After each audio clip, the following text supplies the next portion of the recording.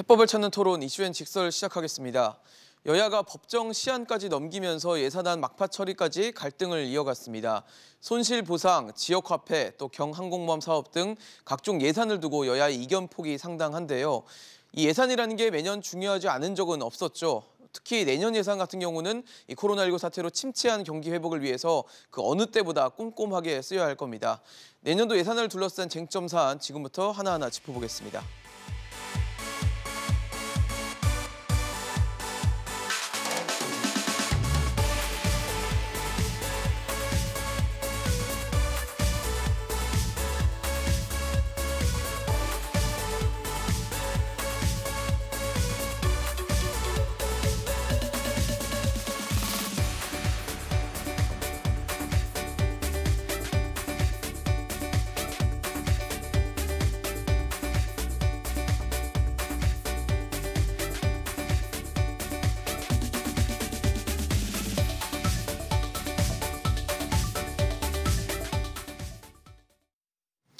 네, 오늘 함께해 주실 세 분 소개하겠습니다. 숙명여대 경제학과 신세돈 명예교수, 나라살림연구소 정창수 소장, 김상일 시사평론가 나오셨습니다. 어서 오십시오. 안녕하세요. 네. 내년도 정부 예산 처음으로 600조 원을 넘겼습니다. 아무래도 코로나19 상황이 계속되고 있고 최근 상황 확진자들이 계속 늘어나고 있는 상황이기 때문에 이에 대한 위기감 그리고 경기를 회복해야 된다는 생각 때문에일 텐데 신 교수님, 일단 여전히 확장 재정을 꾸려가고 있는 이 상황인데 확장 재정 600조 원 넘는 예산이 일단은 필요하다라는 입장이세요. 어떻게 보세요? 필요한 부분이 있죠. 필요한 부분이 있고 항상 예산은 이제 내년을 위해서 계획을 하는 건데 지금 많은 경제학자들이 올해보다도 내년이 경제 상황이나 또 뭐 팬데믹 상황이 호락호락하지 않다 그런 차원에서 어느 정도 확장 예산은 필요하다고 보는데 저는 문재인 정부가 지난 4년 동안 그야말로 어마어마한 확장 정책을 했잖아요. 그렇죠. 그러면 지금쯤이면 그 4년 동안의 확장, 어떤 효과가 있었는가에 대한 저는 성과에 대한 뭐 자성이면 자성, 네. 평가면 평가가 있어야 되는데 그거를 전부 민간 그 연구가들한테 맡겨놓고 정부는 계속해서 잘 나가고 있다, 뭐 잘 되고 있다 이렇게 이야기하면서 또 국민들한테는 엄청난 세부담과 국가 재정 적자를 끼치는 거가 되어서 확장 예산이 필요한 것을 인정하면서도 지난 4년 동안의 평가가 너무 소홀하다. 저는 그런 혹평을 좀 하고 싶어요. 필요는 한데 뭔가 그거에 대한 결과물을 내놔야 된다는 쉽게 이야기하면 네. 그동안 썼는 돈이 제대로 돈이 효과를 발휘 못한 부분이 너무 많다. 그럼 그런 부분은 과감하게 잘라내고 진짜 성장과 경제 회복에 필요한 부분에 돈을 써야 되는데 그렇죠. 그런 반성은 하나도 없이 계속해서 경제가 나쁘니까 돈을 더 써야 된다고 그렇게 이야기하면서 경제가 나쁘다고 하면서 돈을 더 쓰자고 하면서 실제 또 성과는 되게 있었다라고 하니까 현장에 있는 국민들은 나아진 게 뭐야? 나는 세금 엄청나게 냈는데 도대체 경제가 뭐가 나아졌지? 이런 그 의문을 많이 하게 된다는 차원에서 정부가 좀 솔직하게 지난 4년 동안 여기다 이렇게 썼는데 성과는 없었다. 또 늘 비판하는 거지만 엄청나게 예산을 잡아놓고 안 쓴 부분도 되게 많거든요. 불용 예산이 어마어마해요. 그러니까 네. 그만큼 예산이 엉성하고 평가도 안 하고 돈이 얼마만큼 제대로 쓰여지는가 하나도 검토 안 하고 자꾸만 경제가 어렵다고 사상 유례 없는 그 확장 재정을 쓰는 거는 뭐 다행히 그것은 이제 금년으로 이 정부가 끝나니까 뭐 내년에는 뭔가 좀 달라지기를 기대해 보는 거죠.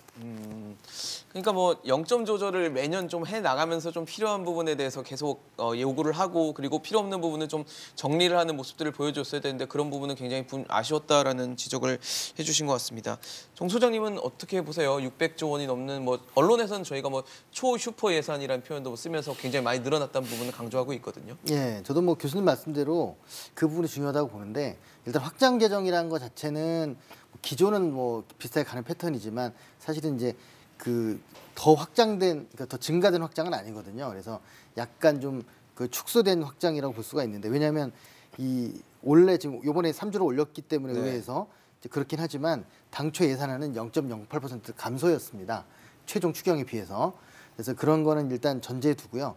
다만 이제 문제는 이 관료제 문제가 따로 있다는 거죠. 그래서 이 예산이라는 게 점증적으로 하던 거 계속 반복하는 경향이 있습니다. 그래서 평가를 해서 효과가 좋았던 사업을 크게 증가시키고 효과가 안 좋은 집행조차 안 되는 것들은 감소를 했었어야 되는데 지금 그렇지 않고 계속 김대중 정부 참여정부 때 있던 사업 이명박근혜 정부 계속 같이 하고 이명박 정부에서 있었던 사업 현 정부 계속 반복하는 그런 일 때문에 저는 예산의 효용성이 많이 떨어지게 된 측면이 분명히 있긴 하다. 그래서 악마는 강론에 숨어 있다고 하지 않습니까? 그래서 그렇죠. 개별 사업에 대한 강론들을 좀 볼 필요가 있고요.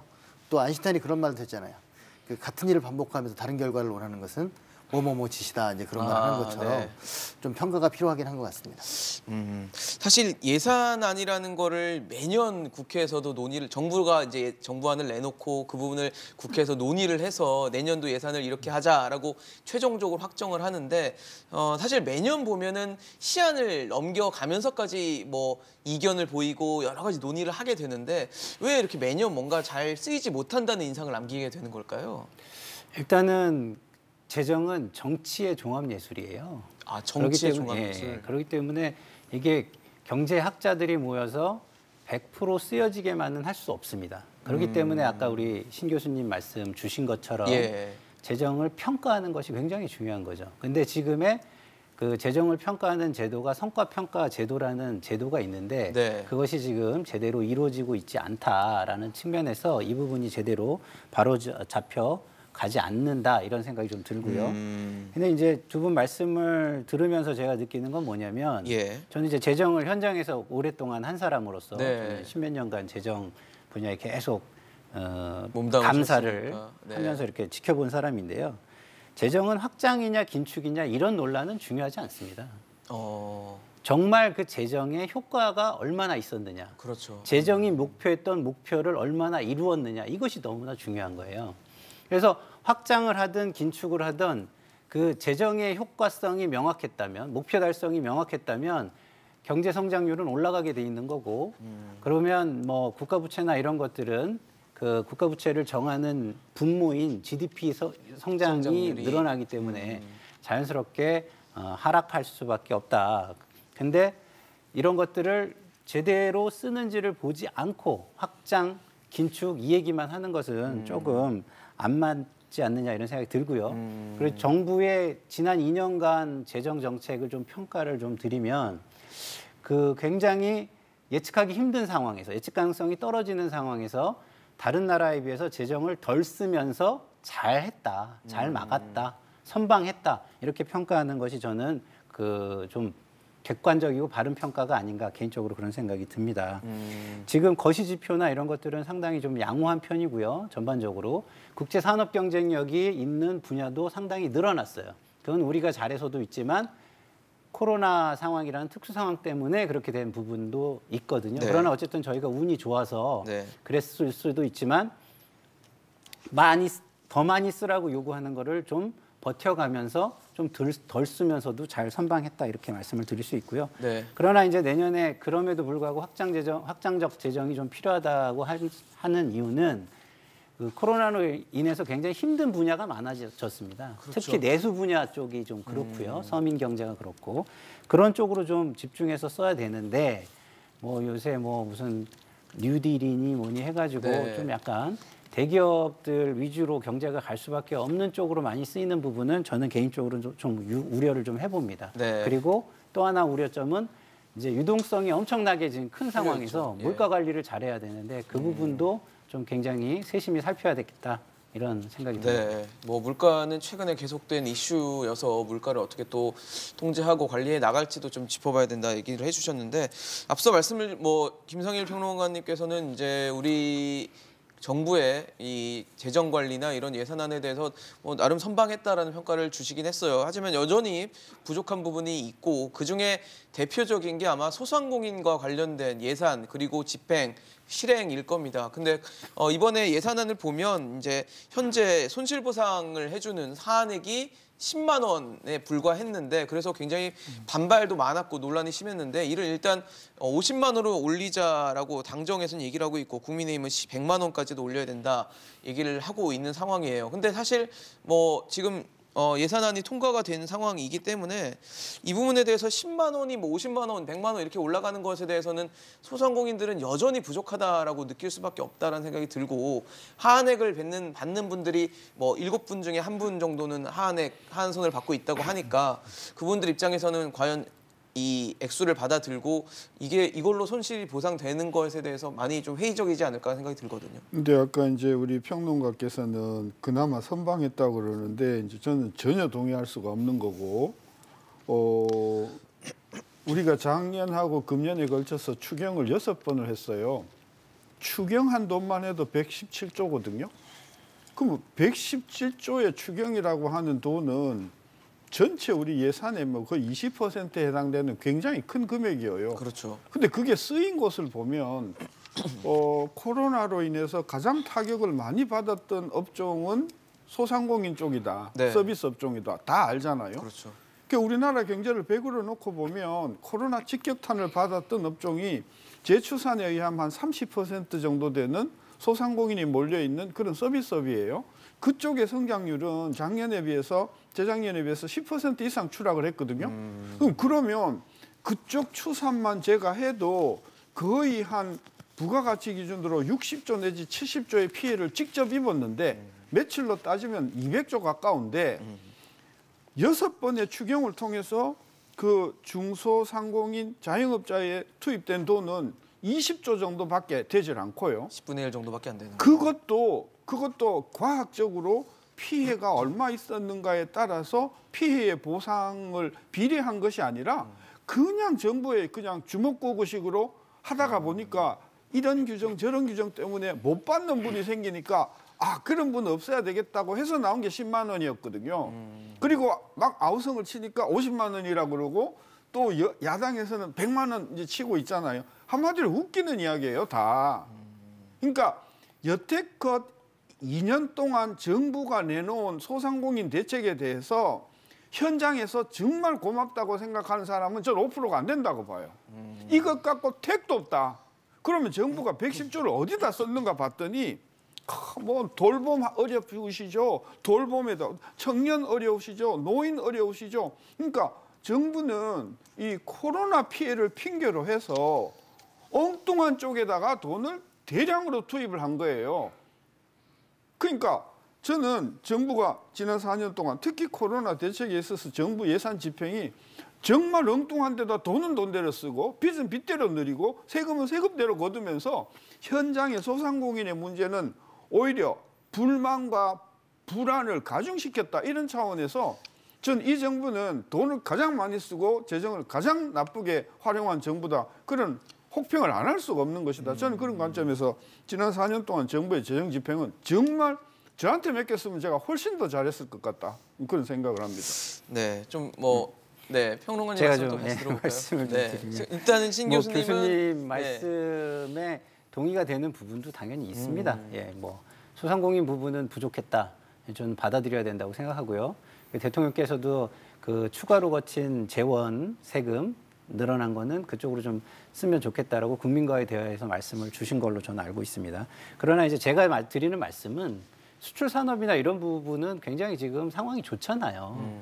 그런 걸로 볼 때 지금 그 정부가 무조건 잘못했다 이렇게 얘기하기는 좀 어려운 거예요. 왜냐하면 우리가 결과론적인 것도 인정을 해야 되거든요. 그런 것들을 뭐 미시적으로 들어가서 하나하나를 집어서 못했다라고 할 것들은 분명히 존재하지만 그 총론적으로 볼 때 선방했다고 제가 말씀을 드린 거고요. 좀 전에 말씀 잘 주셨는데 그 소상공인 피해에 대한 것은 좀 저도 잘못된 부분이 많다고 봅니다. 왜냐하면 이거는 경제적으로도 그렇지만 법적으로도 정부가 못하게 막아놓고 그 보상을 안 한다? 이건 좀 잘못된 거거든요. 그렇죠. 정책적으로 방역을 위해서 영업을 제한했고 이런 그쵸. 부분에서 손실이 생겼는데 이 부분에 대한 보상이 충분하지 않게 혹은 부족하게 이루어졌다는 것에 대해서는 뭐 논란의 여지가 충분히 있다라는 생각이 그리고 듭니다. 이게 법률적으로 보면 소송이 만약에 들어온다면 다 물어줘야 된다고 저는 봐요. 보상해줘야 그러니까, 된다. 그렇죠. 다 보상을 해줘야 됐는데 그거를 그렇게 법적으로 가기 전에 정부가 좀 더 노력하는 자세, 국민을 보듬고 가는 자세, 이건 보다 적극적으로 보여주는 것이 맞다. 이런 말씀을 드립니다. 근데 액수가 사실 10만 원, 뭐 지금 늘어서 50만 원이 된다 쳐도 너무 부족하죠. 너무 부족하죠, 사실. 예. 이거 뭐 한 달이 아니라 지금 거의 2년 가까이 소상공인들이 영업을 자신들의 원래 페이스를 못했던 영업을 하고 있었기 때문에 그 부분에 대한 보상을 해주려면 뭔가 좀 한액이라도 좀 어느 정도 좀 튼튼하게 만들어 놓은 상태에서 뭔가 풀려야 되는데 신 교수님 말씀은 뭐 돌봄 주고 청년 주고 노임 주고 하다 보니까 소상공인에게는 돌아가는 몫이 너무 작아지는 그런 거를 이제 지적을 해주신 것 같거든요. 저는 하한이 난 의미가 없다고 보는 거예요. 하한을 예를 들어 지금 뭐 50만 원에서 100만 원 아니라 1000만 원으로 올린다고 합시다. 받으면 안 되는 사람이 받는단 말이에요. 받을 필요가 없는 사람들이 자꾸 받는다는 거죠. 누굴까요? 받으면 안 되는. 그러니까 정부가 세워놓은 그 지급 계획에 이런 이유로 빠지고 저런 이유로 빠지고 자격이 맞지 않아서 빠지는 사람들한테 주자고 해서 하한을 마련한 건데 그렇게 엉뚱한 데다가 돈을 주는 것의 연장선이기 때문에 저는 50만 원, 100만 원, 1000만 원이 문제가 아니고 받아야 할 사람한테 주도록 하는 것이 정부의 책무라고 하는 것. 그것 때문에 저는 여태껏 나온 지금 2년이나 지나가고 자영업자가 보통 한 점포당 수천만 원의 빚이 늘었단 말이에요. 그래서 이분들은 조금 있으면 빚 때문에 이자 때문에 다 쓰러질 분들인데 지금도 여야가 앉아가지고 50만 원, 100만 원 갖고 밀고 땡기는 게 정말 무식한 사람들이다. 그리고 현장을 외면하는 사람이다. 이게 비판을 하는 것이고 그다음에 아까 이제 우리 평론가께서 수출 이야기하셨는데 지금 수출이 잘 된 게 도대체 무슨 정부하고 상관이 있느냐는 거예요. 21년도 예산안 보면 재작년에 만든 것도 보면 10대 중점 프로젝트에 수출 하나도 없어요. 재작년에 만든 것. 그다음에 금년에 나온 예산안도 들여다보면 무슨 뭐 양극화 대응이다, 뭐 SOC 고도화다, 뭐 뉴딜이다 이런 건 많은데 그래서 좀 현장에 가서 이번에 중소기업이 수출이 좀 잘 된다고 하는데 수출이 잘 되는 사람이 정부 지원 때문에 잘 되는 거 좀 물어보시길 바랍니다. 문재인 대통령은 4년 동안 수출에 대해서 가장 등한시했던 정부예요. 따라서 수출이 잘 됐다고 지금 말씀하시는데 지금 수출이 뭐 지난달에 600억 달러인데요. 지금 전체적으로 6천억 달러인데 2018년도 수출에 비하면 2018년도 수출이 굉장히 잘 됐었어요. 2018년이면 이제 코로나 전에 코로나 포항을 보일 직전이죠. 때 예, 그때 이제 그 반도체 특수 때문에 수출이 많이 늘었는데 그때 수준과 지금 수준은 거의 2, 3%밖에 차이가 나지 않아요. 그러니까 지금 경제는 2018년을 회복한 것이지 이게 수출이 잘 되는 것 아니고 그것도 정부 때문에 잘 된 것도 아니고 오히려 수출을 이만큼 했다고 하면 그 어려운 영업 분위기 하에서도 문재인 정부의 어떤 그런 기업을 옥죄는 상황 하에서도 기업의 대단한 노력 때문에 수출이 잘 된 것이지 문재인 정부하고는 아무 상관없는 수출 증가다. 내 그걸 좀 강조하고 싶어요. 정부의 지원 때문은 아니다라는 말씀을 주셨는데 이쯤에서 소장님 말씀도 좀 여쭤보고 싶어요. 지금 어쨌든 두 분의 입장이 좀 갈리는 부분은 뭐 수출이나 이런 부분이 정부의 영향이 좀 없었다라고 신 교수님 주장을 하시는 거고 평론가님은 이제 그런 부분에 대해서 지원이 있었기 때문에 충분히 수출 호조가 가능했다 말씀이시고 그리고 손실보상 소상공인에 대한 지원 부분은 부족했던 것이 맞다. 그리고 굉장히 아쉽다라는 부분을 지적을 해주셨는데 어떻게 보세요?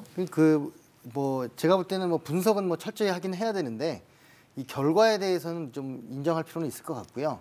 그 전반적으로 경제 부분이 어떤 산업에 얼마 쓰는가에 대해서 제가 아까도 말씀드렸지만 수출 지원이라든가 이런 정책이나 이런 게 중점이라고 하지만 사실 중점이 아니라 골고루 하는 측면들이 분명히 있거든요. 점증적으로. 그래서 기존에 뭐 그 비과세 감면 같은 경우도 대기업의 여진이 한 10조 정도 이상 가고 있고 막 그렇기 때문에 그런 문제는 좀 종합적으로 볼 필요가 있겠다. 그리고 특히나 우리나라는 이제 통제하지 않고 이걸 적당히 그 사회적 그 활동들을 유지하면서 했기 때문에 다른 나라들이 이제 스톱됐던 상태에서 락다운이나 이런 게 없었기 때문에 회복되지 않았던 측면에서 우리가 유리한 그래서 그게 단순히 경제 정책의 문제뿐만 아니라 전체적인 정책의 결과물로서 그 되는 문제가 있다고 저는 생각하고요. 또 하나는 이게 우리나라 전체 사이즈가 이 대책 예산이나 이런 재정 투입이 사이즈가 적었기 때문에 왜 소상공인들한테 더 충분하게 하지 못하고 다른 부분만 했는가라는 비판이 있을 수 있지만 그러니까 그 부분을 줄이고 소상공인 늘리자 이런 차원이 아니라 소상공인도 늘려야 한다. 라는 차원에서 접근하는 게 맞지 않을까라는 생각입니다. 네. 제가 좀 네. 말씀을 좀 드리면 아까도 제가 재정이라는 건 목표 달성이 제일 중요하다고 말씀을 드렸잖아요. 그래서 수출 분야가 잘 되는데 거기에 지원을 왜 합니까? 저는 그런 말씀을 좀 드리고 싶고요. 잘 되면 그 분야는 간접적 지원을 하는 거예요. 그 간접적 지원이라는 건 뭐냐면 국가의 어떤 신뢰도를 높이거나 방역을 잘해가지고 이 나라랑 그 거래를 하면 굉장히 안전하겠구나 이런 거라든가 이런 어떤 기본 인프라를 깔아주는 거지. 수출이 기업들이 기존에 잘하고 있는데 거기다 지원금을 왜 줍니까? 그리고 실제로 뭐 교수님이 인정을 해주실지 안 해주실지 모르겠지만 우리나라는 수출 대기업을 위해서 환율 정책이든 뭐든 그동안 계속해서 그런 식으로 가져온 나라예요. 그래서 기본적인 인프라가 굉장히 수출 기업을 위해서 잘 깔려 있는 나라입니다. 조세 제도도 그렇고 R&D 감면이 등등도 그렇고 굉장히 잘 돼 있는 곳이기 때문에 처음에 우리나라의 국제산업 경쟁력이 있는 분야가 이제는 반도체뿐이 안 남았다고 했을 때 우리가 어떤 걸 했습니까? 국제산업 경쟁력이 있는 분야를 많이 만들어서 지원하자 이러면서 들어갔단 말이에요. 그래서 이런 것들이 환경이 있을 때는 당연히 재정을 투입해야 하는 거라고 저는 보고요. 그래서 전혀 지원을 안 했다? 저는 그 말씀에는 좀 동의하기가 좀 어렵습니다. 간접적인 인프라가 국가가 그 정도의 신뢰도를 유지하고 그 국가의 수준을 높여놨기 때문에 수출 기업도 활동을 더 잘할 수 있었던 것이다. 이렇게 말씀드리고 한 싶습니다. 가지 먼저 지적할게요. 네. 금년에 수출이 잘 된 이유가 뭔지 아십니까? 말씀 주시죠. 금년에 수출 잘 된 게 수출 가격이 올라서 그런 거예요. 실적 자체가 가격 때문에 연동을 받아서 물량은 이제 지금 좋아졌다. 줄고 있어요. 그러니까 지금 현장에서는 수출 물량은 주는데 워낙 뭐 공급 체인이라든지 여러 가지 이유로 해서 수출 가격이 지금 금년 중에 폭등을 했습니다.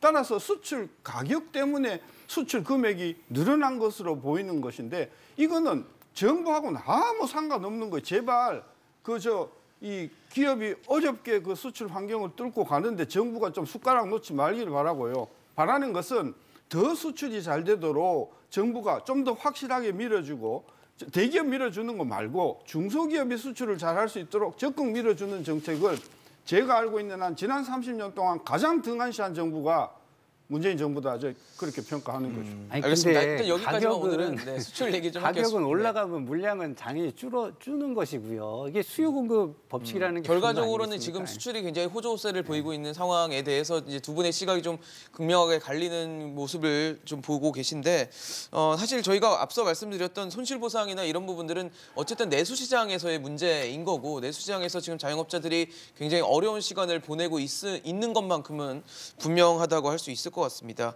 그런데 그러다 보니까 이제 많은 뭐 재난지원금이나 이런 것들이 이제 지역화폐로 많이 쓰이잖아요. 그런 상황에서 지역화폐 예산도 또 다른 예산안에 포함이 되면서 논란이 됐던 건데 당초에는 이제 정부가 내놓았던 예산안 한 6조 원 정도의 지역화폐 예산을 잡아놨는데 이게 원래 쓰였던 것보다는 대폭 줄었어요. 줄어드니까 이제 여당을 중심으로 해서 이걸 늘려야 된다라는 목소리가 나왔고 최종적으로 국회를 통과한 예산안에는 지역화폐 예산이 30조 원으로 늘어났습니다. 그러니까 정부안과 비교했을 때는 한 5배 수준으로 늘어난 상황이 된 건데 소장님 보시기는 어떠세요? 일단 지역화폐 뭐 지역사랑 상품권 이런 쪽에 이제 예산이 늘어나서 지역에서의 어떤 소비를 활성화하겠다 뭐 그런 목적일 것 같은데 여전히 지역화폐의 어떤 효용성을 두고는 의견이 좀 갈리고 있는 부분들이 있거든요. 네, 지역화폐는 사실은 이제 경기 활성화 측면도 있고요. 또 중요한 건 뭐냐면 지금 지역 경제 측면이 있습니다. 그렇죠. 배분하겠다라는 게 있겠죠. 왜냐하면 지금 이 지역이 이제 수도권, 비수도권을 포함해서 격차가 굉장히 심하거든요. 그래서 이 GRDP가 울산이 제일 많지만 울산이 제일 잘 사는 곳이 아니거든요. 다 빠져나가기 때문에 그래서 지역화폐가 그 지역 내에서의 그 역외 유출을 좀 막아보려고 하는 그런 안에서만 노력도 쓸 수 있기 때문에 있으니까. 저는 뭐 그 두 가지를 같이 봐야 된다라고 생각을 하고요. 물론 그리고 이제 운영하는 방식은 좀 평가가 필요합니다. 예를 들면 인천 같은 경우에는 투입한 돈보다 더 많은 효과가 있었다고 초기에 나왔던 이유는 운영할 때 예를 들어 학원에 낸다든가 이런 부분을 지양시키고 뭐 여러 가지 관리의 측면에서 시민들의 의견을 모아서 조정하고 이런 것들이 있었는데 지금 그냥 또 다른 지역에서는 마구 찍어내는 거에 좀 치중한 측면이 좀 있기 때문에 비판이 좀 된다고 보고요. 전반적으로 늘리는 건 좀 뭐 당연히 좀 바람직하다고 보고 이것이 이제 결국은 뭐 여러 가지 제한 업종들이 있기 때문에 중소상공인들한테 도움이 될 수밖에 없다. 그 전부는 아니지만 그런 측면에서 그 된다고 보고 30조라고 하는 게 예산 30조가 아니잖아요. 3조만 이제 이 공공 부분에서 지원이기 때문에 그 정도는 저는 할 수 있는 여력이 충분히 있다고 생각합니다. 여력은 충분하고 활성화할 여지도 있다라고 말씀을 주셨는데 어떻게 보세요? 저는 뭐 지역 화폐의 의미가 있는 부분도 있다고 생각을 해요. 근데 경제 총량적으로는 이게 그렇게 크게 경제에 도움이 되는 거는 아닙니다. 그래서 지역 경제에 도움이 되는 것이죠. 그래서 저는 이렇게 좀 말씀을 드리고 싶어요. 좀 지역 경제가 좋은 수도권에서는 좀 줄이고 지역 경제가 좀 나쁜 그 지역에 좀 늘려주자라고 좀 말씀을 드리고 싶습니다. 사실 지역에서 뭔가 소비가 일어나고 거기서 또 다른 매출이 발생하고 이러면서 경기가 좀 선순환하는 것을 기대를 할 텐데 워낙 지금 뭐 인구 자체가 수도권 집중 현상이 많이 일어나고 있기 때문에 지역에서는 물리적으로도 사실 소비나 이런 것들이 제한될 수밖에 없는 상황들이 있거든요. 그렇지만 지역도 그 소비 인프라는 어느 정도는 있는 것이고 그거를 바탕으로 소비가 더 일어나야 그 소비 인프라가 더 커지는 것이고 이런 부분이 있잖아요. 그러면 전체적으로 경제 총량을 끌어올릴 수가 있습니다. 네. 그런데 수도권에서 만약에 지역 화폐를 많이 한다 그러면은 수도권에서만 쓰라는 게 되는 거거든요. 이게 지방 가서도 쓸 수 있어야 되는데 그래서 제가 드리는 말씀은 지방은 지역에서 주로 쓰게 좀 해주고 네네. 수도권은 자기네 그 현금으로 써야 자기네도 쓰고 지방 가서도 쓰고 이게 가능하잖아요. 그래서 좀 그런 것들을 감안해서 효과들을 좀 검증해가지고 쓰는 것이 좋겠다. 저는 이런 말씀을 드리는 겁니다. 신 교수님은 어떠세요? 사실 이거 뭐 지역화폐 이재명 후보가 굉장히 뭐 추진했던 것 중에 하나거든요. 재난지원금이나 이런 거 이번 관련해서. 예산에 이게 확대 편입된 것은 정치적으로 그 의미가 여당에서 있다. 이재명 후보의 이미지를 살려주는 것인데 저는 한 가지만 딱 지적하고 싶어요. 지역 화폐에 대한 평가서를 빨리 내라.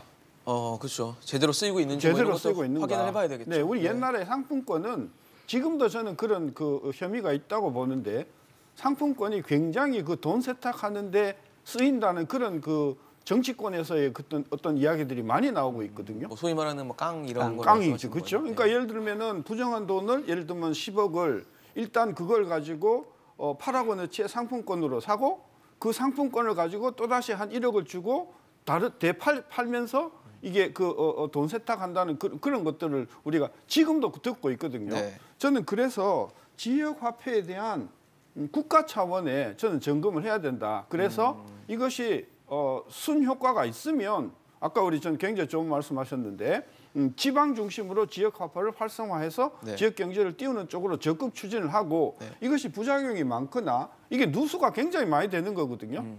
예를 들면 발행하는 업체들한테 그 보수로 10%를 이렇게 이게 덤으로 주는 이런 체제를 제가 가고 있다고 알기 때문에 갑론을박하기 전에 저는 서둘러 이 지역 화폐에 대한 전반적인 검토를 하고 그것에 의해서 이거 부작용이 없고 효과가 있다고 하면 전 국가 차원에서 적극적으로 추진을 하되 그렇지 않으면 저는 과감한 이 비효율을 제거하는 그걸 위한 선제적인 저는 평가와 분석이 필요하다. 제가 알고 있는 한 지금 이거에 대한 보고서는 그 지방자치단체의 연구소에서는 굉장히 찬성을 하는데 국가 차원의 연구소에서는 이게 결국은 제로섬 게임이기 때문에 별로 효과가 없다. 이런 그 비판이 나와서 좀 들여다볼 필요가 있다. 그렇겠네요. 사실 지역에서는 뭐 반길 수 있는 요소이기 때문에 일단 뭐 입장 자체가 긍정일 수밖에 없는 부분이 존재를 하기 때문에 그 부분에 대해서 좀 투명하고 객관적으로 좀 들여보는 뭐 지표나 데이터들이 나온 다음에는 조금 뭐 바꿀 건 바꾸고 더 강조할 건 좀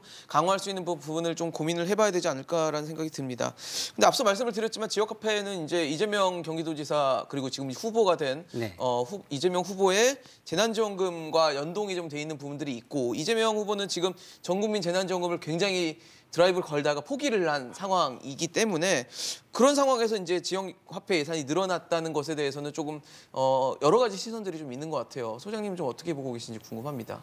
뭐 이게 예산이 어차피 이제 정치적인 어떤 그 상황을 반영하는 거기 때문에 저는 뭐 그 정책 유불리를 따지게 되면 사실은 뭐 이렇게 말할 수 있는 게 별로 없다고 생각을 합니다. 그래서 만약에 이 정책이 아까 뭐 평가는 또 평가들을 해야 되겠지만 뭐 이 정책이 좀 필요한 측면이 분명히 있다고 네. 한다면 저는 뭐 그 방식에 대해서는 논의할 수 있을지언정 뭐 진행될 수 있다고 생각하고 뭐 그런 부분에서 좀 여야가 그 아까 뭐 50조 지원 그런 것도 그런 마찬가지인 것처럼 서로 간에 합의할 수 있는 부분에 합의하고 뭐 반대하는 부분에 대해서도 내로남불이 아닌 상태로 했으면 좋겠다는 생각입니다. 어떠세요? 제가 좀 말씀을 드리면 저희 앵커님께서 이제 포기라는 표현을 쓰셨기 때문에 제가 네. 좀 말씀을 유보라고 드리면 할까요? 네. 예, 포기는 아니고요. 네. 그러니까 그 우리가 운전을 하고 갈 때 서울을 갈 때 아우토반처럼 직진 길도 나오고 이렇게 미시령처럼 구분 길도 나오는 겁니다. 뭐 국도도 가고 아, 고속도로 그럼요. 타고 여러 가지 네. 타겠죠. 그래서 뭐 직진이면 뭐 아주 엑셀을 밟아서 고속으로. 쭉 고속으로 예. 달릴 수 있는 건데 예를 들어서 구분 길이 나왔어요.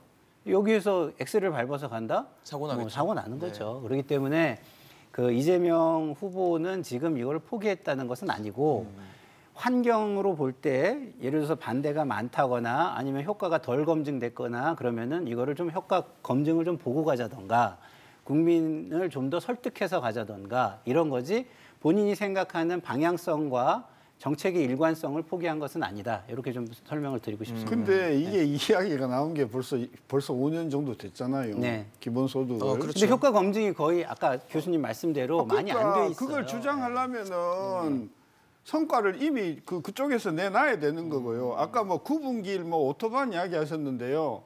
기본소득은요, 이거 막다른 골목이에요.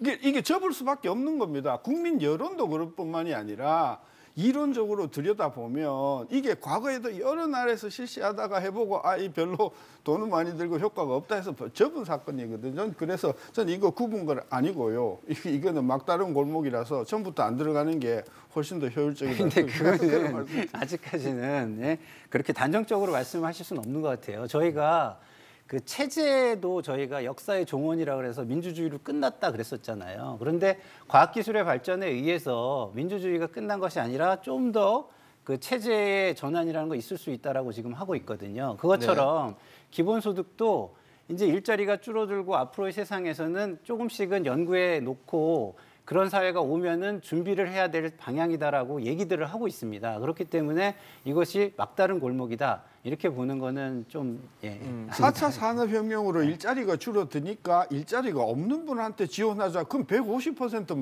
맞는 말씀이에요.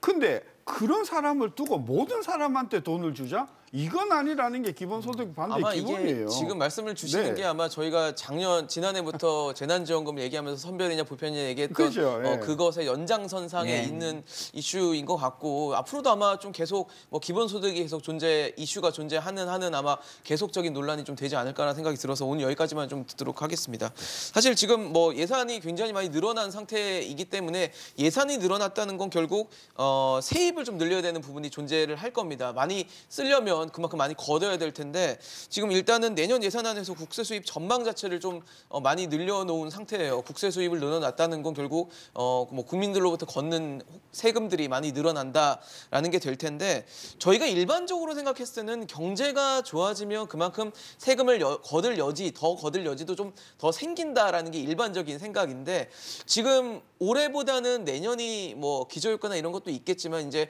경제 성장률 자체가 조금은 더 둔화될 것으로 전망이 나오고 있기 때문에 이렇게 더 세수를 늘리는 게 뭐 국민들 혹은 또 기업 경제 주체들에게는 좀 상당한 부담이 될 수 있다라는 시선들도 있어서 어떻게 보세요? 세금이 더 많이 거치는 게 상당히 경제 성장에 또 다른 저해를 갖다주는 뭐 그런 요인이 될 수 있다 보십니까?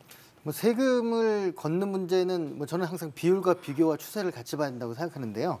일단 비율 자체가 우리가 굉장히 다른 나라에서 적기 때문에 그거는 좀 말할 바는 아닌 것 같고 그 비교도 그렇고요. 근데 추세 측면에서는 이제 다소 세금이 증가한 건 있긴 하지만 그거는 어떻게 보면 경제 성장이라든가 이런 전반적인 상황을 반영하는 거고 지금 올해만 해도 세수 오차 때문에 지금 굉장히 큰 혼란이 지금 발생하고 있지 않습니까? 네. 기재부의 신뢰도가 크게 지금 위협받고 있는 상황인데 지금 30조 플러스 19조였던 데다가 저희 연구소가 이제 아마 다음 주 초에 발표를 할 텐데 네. 플러스 알파가 파악이 됐습니다. 그래서 그것까지 하면 아마 또다시 또 수정을 해야 될 필요성이 있습니다. 왜냐하면 계속 보수적으로 잡고 있어서 지난번은 9월까지였거든요. 그래서 지금 저희가 11월까지 지금 해가지고 그 추세를 발표할 텐데 조 단위의 이제 돈들이 더 될 거예요. 그러면 그래요? 이제 그거는 이제 숫자까지 여기서 말씀드릴 수는 없는데 네. 여하튼 그런 것들이 반영을 해서 지금 사실은 국세 증가 추세를 좀 낮췄습니다. 이번에 그 저희 예산을 합의하면서 네. 그런 측면에서 보면 저는 뭐 무리 없다고 생각하고 문제는 그 거둔 돈을 제대로 재정 투입을 하느냐의 문제이지. 그게 제일 중요하죠. 그래서 경제가 돌아가는 거지. 걷어놓고 안 쓰는 게 이제 오히려 경기 침체의 원인이 될 수 있겠다. 그런 차원에서 접근 좋겠습니다. 사실 근데 네. 저는 그 부분에 대해서도 모르겠어요. 또 이렇게 이야기하면 뭐 돈을 낼 수 있는 형편이 되니까 더 많이 내셔야 되는 게 아닌가 이런 이야기를 하는데 저 이제 명예교수잖아요. 네. 소득이 없어요. 네네. 소득이 없는데 작년, 재작년, 금년 3년 동안 뭐 그 재산세도 그렇고 종부세도 그렇고 의료보험도 그렇고 정말 견딜 수 없이 이렇게 부담이 커지거든요. 근데 이거를 세금을 안 내는 분들은 너무 쉽게 생각하는 거예요. 그러니까 대한민국의 국민 중에서 세부담이 늘어나는 사람이 분명히 뭐 40%, 50%는 아닐 거예요. 한 10%, 뭐 한 20% 그 안짝일 텐데 이분들의 세부담이 2, 3만 원 늘어나는 게 아니라 몇백만 원씩 늘어난단 말이에요. 소득도 없단 말이에요. 그럼 집을 팔고 나가라고? 집을 팔 수도 없는 상황이란 말이에요. 이런 막다른 골목에 선량한 국민을 몰아놓은 정부의 그에 대해서 납세자는 분노를 느낀단 말이에요. 그리고 낼 수가 없다 나는 지금. 이런 절규를 정부가 조금 귀담아 들어주시면 세수가 늘어나면 이런 어려운 분들에 대한 배려를 해줘야 그게 국가가 아닌가요? 저는 네. 그런 차원에서 자꾸 OECD 비교하시고 자꾸 뭐 다른 나라 비교하시고 그 뭐 부담이 작다고 더 걷어야 된다 그러면 국민들이 진짜 분노한다. 저는 그 부분을 그래서 세금 부담에 대한 국민의 분노가 지금 하늘에 차 있다는 거를 좀 국가가 좀 아셨으면 좋겠다. 그래서 세금 부담을 좀 줄여주는 특례 조항을 저는 서둘러 마련해 주는 것이 국민 정서를 저는 순화시키는 굉장히 중요한 요소다. 납세에 대한 부담이 지금 굉장히 크다 하는 부분을 꼭 지적하고 싶어요.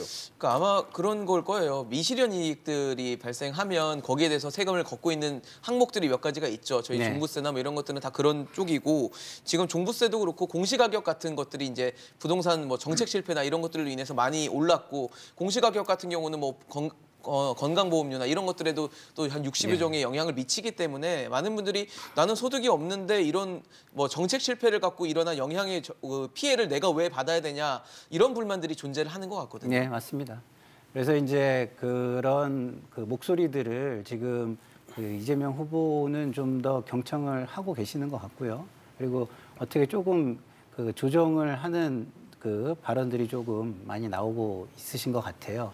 그렇지만 분명한 거는 그동안에 그 양극화라든가 이런 것들이 너무 심해지고 자산 쪽에서 불로소득이 너무 커지고 한 것들은 조정을 해야 되는 건 또 사실이거든요. 그래서 이게 정책이란 게 제가 십몇 년 동안 보면 100% 완벽한 정책은 없더라고요.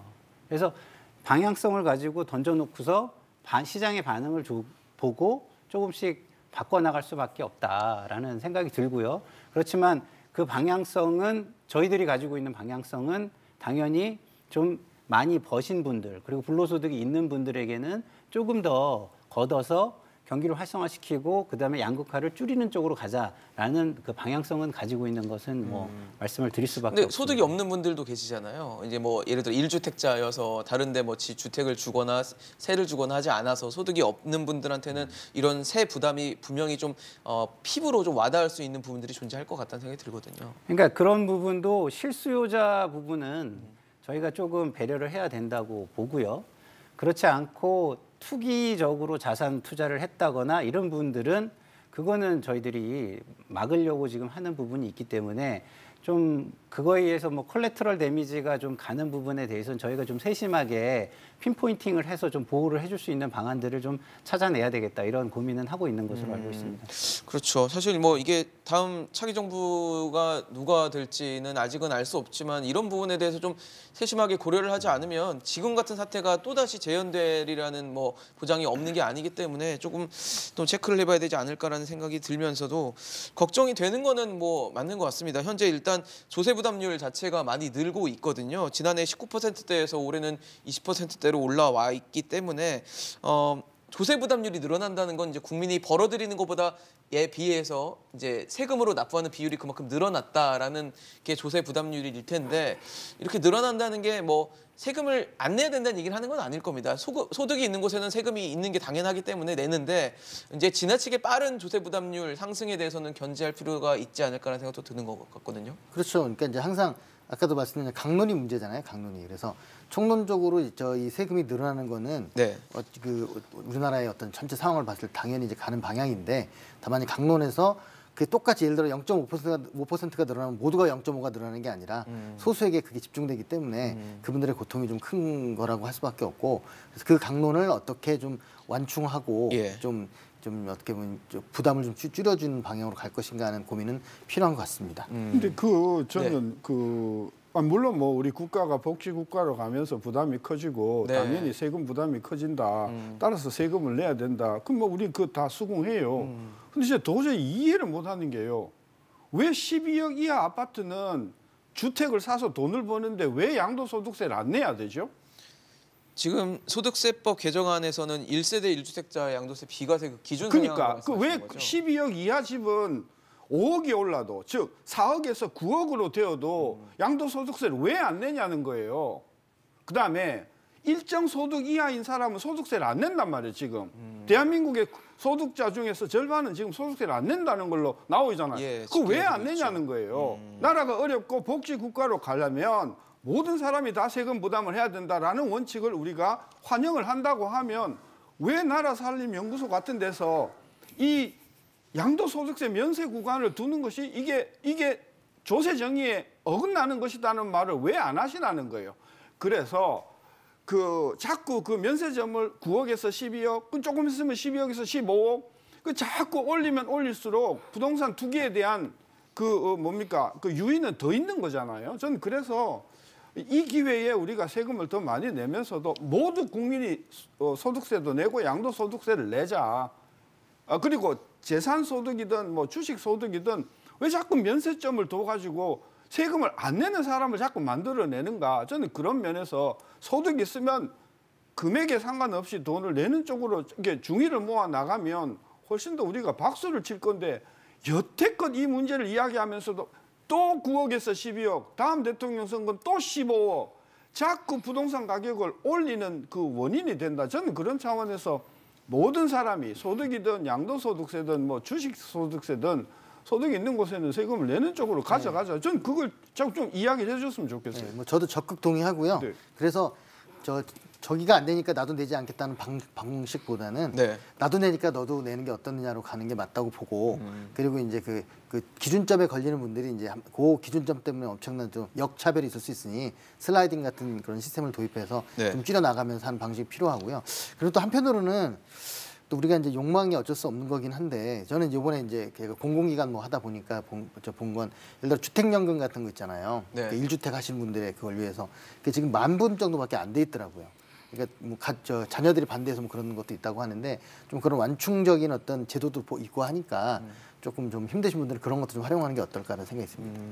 사실 지금 여당에서는 1주택자에 이어서 다주택자의 양도세 완화를 검토하고 있다라는 발언이 나왔어요. 박완주 정책위원장에서 이제 검토하고 있다. 검토할 수 있다. 네. 하고 있다가 할 수 있다. 아니에요. 네. 할 수 할 수도 있다라고. 있다. 근데 어쨌든 가능성을 좀 시사하니까 네. 정부는 이제 홍남기 부총리는 이제 추진 계획도 없고 그러면서 전면적으로 부인을 했고 그리고 청와대에서도 뭐 개인적인 의견으로 거론된 것이지 이 부분은 뭐 우려가 있기 때문에 당정 의견이 이미 정리가 된 것이다라고 해서 좀 선을 긋는 모습을 좀 보여서 예, 제가 생각해도 이거는 그냥 박완주 정책위원장께서 정책위원장의, 네. 여러 가지 이제 유연성을 좀 갖는 차원에서 개인적으로 좀 말씀을 하시다가 조금 과하게 말씀하신 거 아닌가 저는 이런 생각이 듭니다. 필요하다 보세요. 저는 다주택자까지 양도세 인하를 하는 거는 조금 과하다. 너무 높다라는 그리고 시장의 의견들이 있거든요. 예, 저는 그렇게 생각하고요.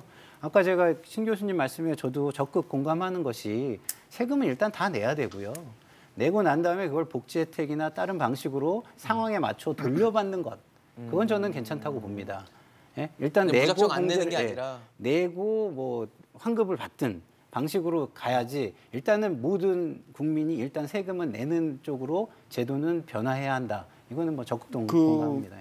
다주택 양도세 네. 문제에 관해서는 지금 현재 제도가 굉장히 그 문제점이 있어요. 신문에도 지금 계속해서 그 지금 억울하다고 지금 이렇게 종부세와 관련해서도 네, 네. 나오고 있는데 예를 들어서 작은 금액의 두 채 해서 합해서 공시 가격이 10억이 안 되는 사람하고 네네. 1주택 공시 가격 12억은 면세잖아요. 그렇죠.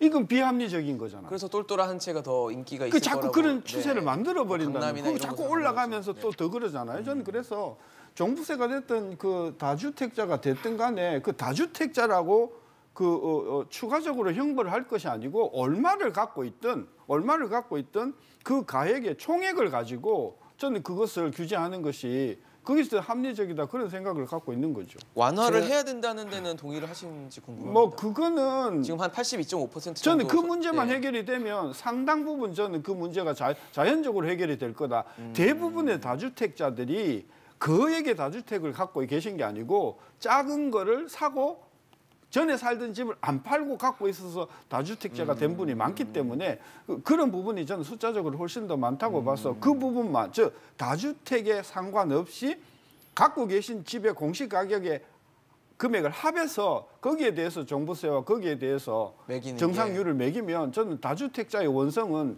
전 상당 부분 저는 해소가 될 거라고 저는 보는 거죠. 형원님. 정책은 아까도 말씀드렸지만 좀 맞춤형으로 가져가야 된다라고 저는 생각을 하고요.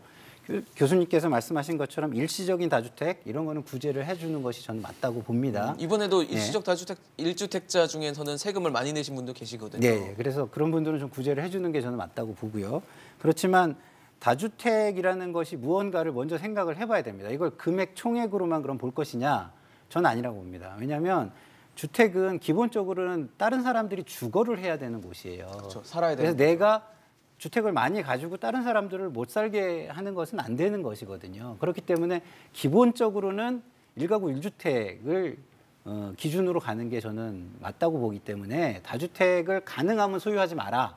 이거 가지고 사업할 거 아니면 사업해서 세금 내면서 사업할 거 아니면 소유하지 마라. 이런 철학은 그 기저에 가지고 가야 하기 때문에 조금 더 세금을 거기에 부과하는 것은 틀리지는 않는 방법이다라고 저는 말씀을 드리고 싶습니다. 그게 조금 더가 아니에요. 그게 조금 더가 아닙니다. 양도세는 좀 높긴 하죠. 지금 뭐, 몇백만 원 수준이 돼버렸어요. 종부세만 그래요. 그리고 양도소득세는요. 거의 한 80%까지 물게 되는 이런 상황이 됐거든요. 그렇죠. 그러니까 그걸 말이 좋게 조금이라고 하시지만 실제 당사자가 되면 그게 거의 살인적이라는 사실을 제가 지적하고 싶고 왜 대한민국 국민이 한 사람은 딱 한 채만 가지고 있어야 되나요? 난 그것도 헌법적으로 우리가 고려해봐야 된다고 생각하거든요. 그럼 그런 식으로 우리가 한다고 하면 그런 식으로 규제를 한다고 하면 그리고 다주택자를 갖고 있는 사람이 그 뭐 다른 사람이 못 살게 하나요? 전세로 공급하고 월세로 공급하는 요인인데. 임대사업으로 다 할 수 있다는 거죠. 따라서 그거는 조금 문제가 제가 있다고. 말씀을 네. 드린 것은 다주택을 갖지 말라는 게 아니라 네네. 그걸 가지고 세금을 내면서 사업을 하거나 이런 거는 괜찮다고 저도 아까 말씀을 드린 것이고요. 그리고 제가 조금 더 낸다라는 표현을 한 것은 좀 약간 너무 이렇게 약간 자동적으로 표현 자체가 좀 약간 자동적으로 나왔는데 네. 저는 뭐 조금 덜 내지 않아도 좀 과하게 매겨도 그 철학을 지키는 선에서 가는 거라면 조금 더 과하게 매기는 것도 저는 문제가 없다. 저는 개인적으로 그렇게 좀 생각합니다. 알겠습니다. 지금 뭐 오늘 예산안 얘기를 하면서 여러 가지 얘기를 좀 했습니다. 뭐 소상공인 얘기, 수출 얘기까지도 갔었고요. 저희가 지금 양도세, 뭐 세금, 세수까지 얘기를 해봤는데 예산이라는 게 저희가 오늘 굉장히 짧은 시간에 얘기를 나눴지만 굉장히 참 중요합니다. 나라 살림을 꾸려나갈 수 있는 원동력이 되기도 하고요. 그 원동력은 또 국민들의 세금, 이 혈세라고 불리는 곳에서 나오기 때문에 어떻게 써야 될지 그리고 예측을 정확하게 해야 될지에 대해서 얘기가 나올 수밖에 없는 부분이기도 합니다. 과연 내년도 예산은 얼마나 필요한데 적재적소에 잘 쓰일까요? 국민 여러분들도 하나하나 좀 지켜보시기를 당부드리겠습니다. 오늘 신세돈 명예교수, 정창수 소장, 김상일 평론가와 함께했습니다. 이슈앤직설 오늘 준비한 소식은 여기까지입니다. 지금까지 시청해주신 여러분 고맙습니다.